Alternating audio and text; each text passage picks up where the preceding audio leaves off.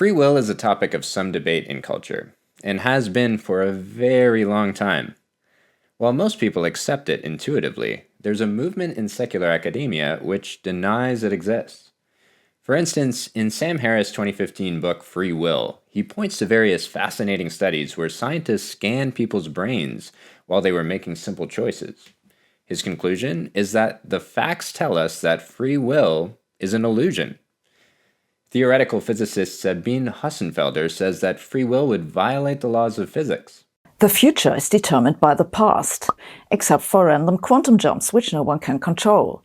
Causes have causes, and they go back all the way to the Big Bang. Atheist YouTuber Alex O'Connor says that it contradicts the laws of logic. We can build an argument, I think, from a law of logic, the proposition that P must either be true or false, and it can't be both, it can't be neither. We can simply ask a question of any kind of mental activity. Is it determined or is it not? And in Stanford professor Robert Sapolsky's recent book, he mounts a, quote, full frontal assault on the pleasant fantasy that there is some separate self who tells our biology what to do. Mainly by pointing to studies, he says, show biological triggers of behavior. For instance, he gives one example where a study shows a high correlation between whether judges release someone from prison and the number of hours since their last meal. Over the next few videos, I'm going to be doing a deep dive into this debate, leading you through both sides of the argument and explaining why, at the end of the day, I do think free will is real. But before we get there, I want to address a simple question I get a lot. Why does any of this debate actually matter for ordinary people like you or me? For what I'm concerned, if free will doesn't exist, it's never existed. So what difference could it possibly make for your life? But I have to say that although I respect Sabine's intelligence, I strongly disagree with her on this one. I think getting rid of free will is rather like pulling on a thread in a carpet. It might seem like a small thing at first, but when you follow the ideas through to their logical conclusions, the implications touch so many areas of our lives. In this video, I'll give you 3 reasons why I think this issue is absolutely crucial, not only in some abstract philosophical sense, but in the way that matters for practical, everyday choices we make. But before we get to those reasons, let's first get clear about what we mean when we say free will. Now, in my mind, free will has 2 key components. First of all, you have the will, which is a part of yourself that contains within it the capacity to make choices. And secondly, you have freedom, so you're able to exercise this capacity freely, and you could have chosen to do otherwise. For instance, even if I can freely choose to move my arm around, if someone else was physically grabbing me and doing those movements, we wouldn't say that I was free. Now, just to be clear, I'm not saying we necessarily have total unfettered freedom all the time. It's obvious that sometimes there are things that hinder or even strongly influence our choices, such as if you think of someone who's very drunk. But the key idea is that at rock bottom, our decisions ultimately come from ourselves, not from prior causes. We are truly first movers that can initiate chains of cause and effect in the world, like my hand tipping over this first domino. Now, most experts, like neuroscientists and philosophers who affirm the existence of free will, are theists, and many are Christians. This is because a belief in free will flows naturally from a theistic worldview. In Christian theism, God is a personal spiritual being with a will who makes choices, and humans, made in God's image, have an immaterial soul which contains the faculty of the will and the innate capacity to make choices. I'll talk more about the soul in another video. So what do people like Robert Sapolsky mean when they say that free will is an illusion? Well, they don't deny the existence of the end result of choices or decisions.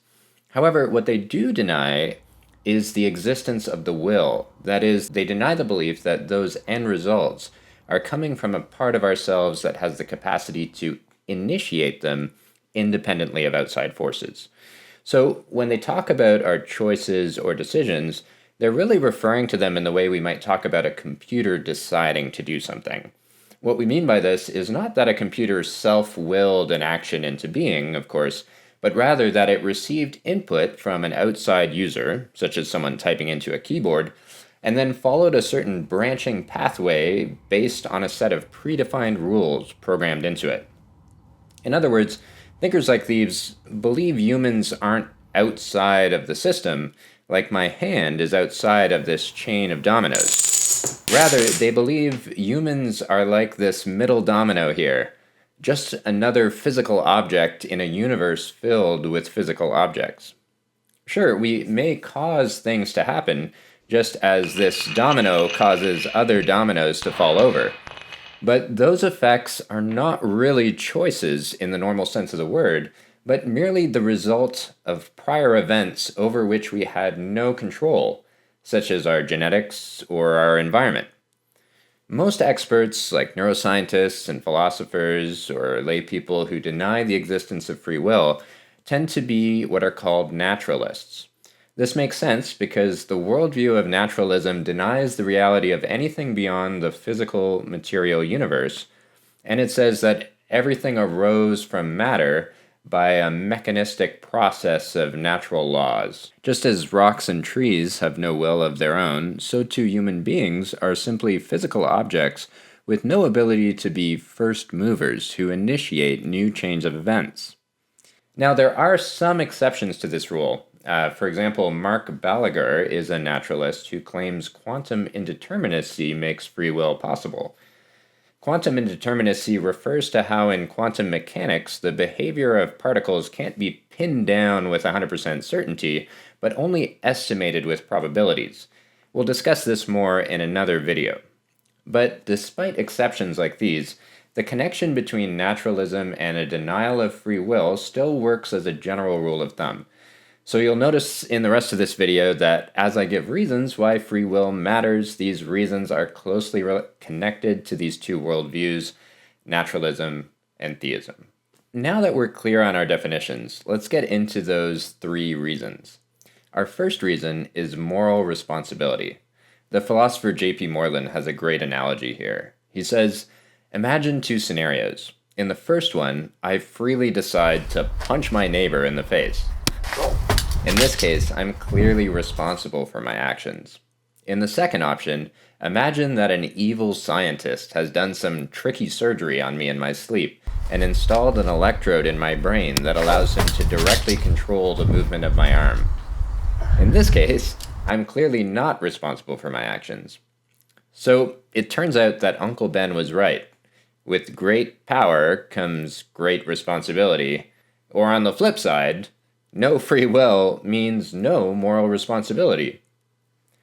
Because of this, secular thinkers like Robert Sapolsky, as well as criminologist Adrian Raine, are pushing for changes to the way we approach our criminal justice system. They argue that violence should be understood as a quote-unquote public health issue stemming from a broken brain, not a moral problem stemming from bad choices. In his book, The Anatomy of Violence, The Biological Roots of Harm, Adrian, quote, reveals the brain to be a key culprit in crime causation, end quote. Now, causing our brain a key culprit in crime causation doesn't necessarily deny that free will is real. Even strong advocates of free will are quick to acknowledge that our physical biology does play a large role in influencing our behavior. However, I found an Ask Me Anything on Reddit where Adrian makes his views clear. Let me read you one example. Hi, Dr. Raine. I have another question. If biology may predetermine destiny, are individuals with certain personalities or a specific neurobiological dysfunction not responsible for their violent behavior? And he responds here, I personally do not believe in free will. I believe that I'm a biological machine built to believe in free will. All behavior, feelings, and thoughts arise from the brain and are a complex product of gene-environmental interactions. In that sense, all behaviors have predispositions. And now it's interesting here, he says, if we excuse an offender because we can document early factors that predispose him or her to crime, then we'd have to excuse everyone. We just can't do that. So there seems to be this disconnect between, okay, there's the implications of this view, but still in practice, We still need to contain people and have some sort of justice system, but nevertheless, I think this is revealing as to the significant implications of this view. Consider this other example here where a questioner asks how Adrian responds to critics who worry that this view will lead us to do things like mass inspections of children at a young age to see if they are predestined to violence and to then try to fix them, perhaps by medicating them or something. And here was Professor Rain's response. Very good question, and a difficult one to answer easily. We could decide to not do anything until the child creates serious harm to others, but then aren't we acting too late? Your point goes to the issue of labeling. If they are labeled as bad to begin with, then it may become a self-fulfilling prophecy. On balance, I do think we should act earlier to help those children in most need, but we have to be very careful about how we present the intervention/prevention program to minimize stigmatization. Put it this way, as a parent, I would want to know if my kids have a significant chance of becoming violent criminal offenders, and I would want to do something about it. I want to be clear, Dr. Rain he seems to be a nice guy, and I'm sure he's well-intentioned in this research, but I still gotta say this sounds to me like the beginnings of a dystopian sci-fi film, and I found it was chilling when I first read this to hear views like this talked about in such frank terms. So if we sum up, no free will means no moral responsibility. No moral responsibility means drastic overhauls in how we handle crime as a society, because we're fixing broken machines at the end of the day. We're not punishing moral failure and restraining evil. So if you care about how we handle crime in society, this is one reason why this debate will matter to you. Okay, we talked about blame. Now let's talk about praise and heroism. We all love stories of heroes and villains. Personally, I love movies like Spider-Man and Harry Potter and The Lord of the Rings. It's super inspiring to me to see someone stand up to injustice and go on an epic quest to fight evil and protect the families and communities that they love. However, these ideas and themes don't really make sense if free will isn't real. If you think about it, no matter how cool and heroic an action seems, if it didn't really originate from the individual, but from factors outside their control, then why should we praise them? So if this view is true, then, Frodo didn't really choose to go to Mordor, Peter didn't really choose to rescue MJ, and Harry didn't really choose to defend Hogwarts. These characters, if they were real, were just dominoes following the inescapable prompts of the universe. And of course, it's not just fictional heroes, it's any action, no matter how selfless it may seem, from the mom jumping into a fiery building to save her kids, to Canadian soldiers laying their lives down for their country on the battlefield. Any action like this is stripped of heroic meaning if free will is an illusion. So, if you care about heroes, that's another reason to care about this debate. In a similar way, consider the idea of creativity. I'm a writer and a filmmaker, my wife is an artist and a writer as well, and many of our friends are also artists. Usually when we talk about an artist creating something, we mean that they were the originators of something new. They brought some new idea or some new concept into being. Now, of course, we never really make anything entirely new. We're always influenced by a million different things. But my point is that, at least in the common sense understanding of creativity, the artist is the originator of some part of their artwork.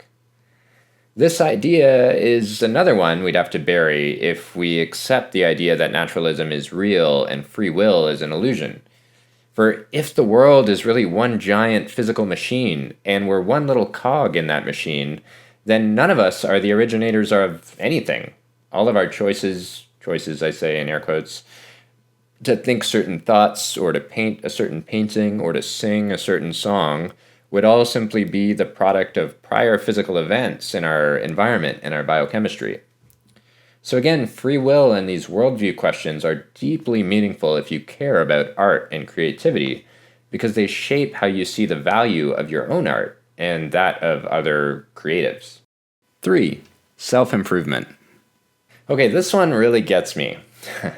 There's an interesting interview with Robert Sapolsky on Big Think, where the interview presses Robert on what not having free will would really mean.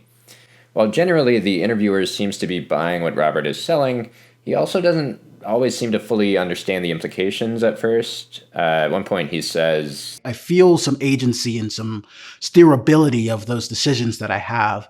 And it's not that you've lost those things, but you can better understand what those things are. How would you explain to people that even though there is no free will, there's some still steerability in the system to some extent? Well, that's that whole example of going into a movie theater. Hold on, he's referring to an earlier analogy he gave, so let's first rewind and watch that. We do not choose to change. We are changed by circumstances. And we are changed by those circumstances as a function of who we had been made into at the moment we experience it. Look, you got two people, they go in to watch a movie, it's totally inspirational, it's great, and one person comes out of the movie changed. They make different decisions in their life. They say, oh my God, that was so inspirational. I immediately got to give my life savings away to Doctors Without Borders. And the other person comes out changed so that they make different decisions in life. And they say, oh my God, the cinematography was so amazing in that movie. I'm going to spend the rest of my life at the feet of the cinematographer, worshiping them.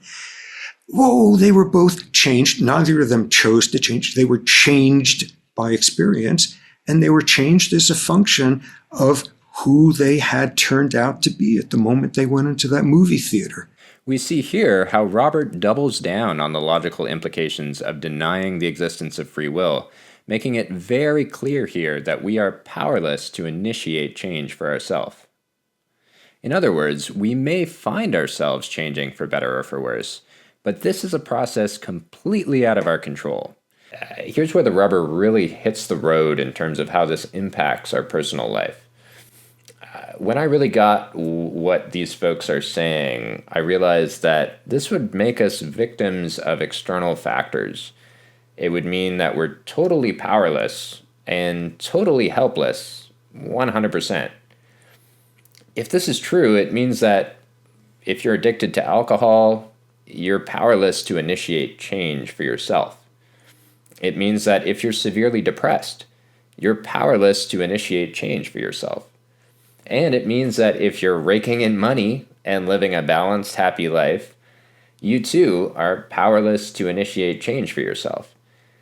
Ultimately, you're a passive observer of your life, not an active agent. A life that is like watching a bizarre movie, one in which we have no say what our character does next. So let's sum this up.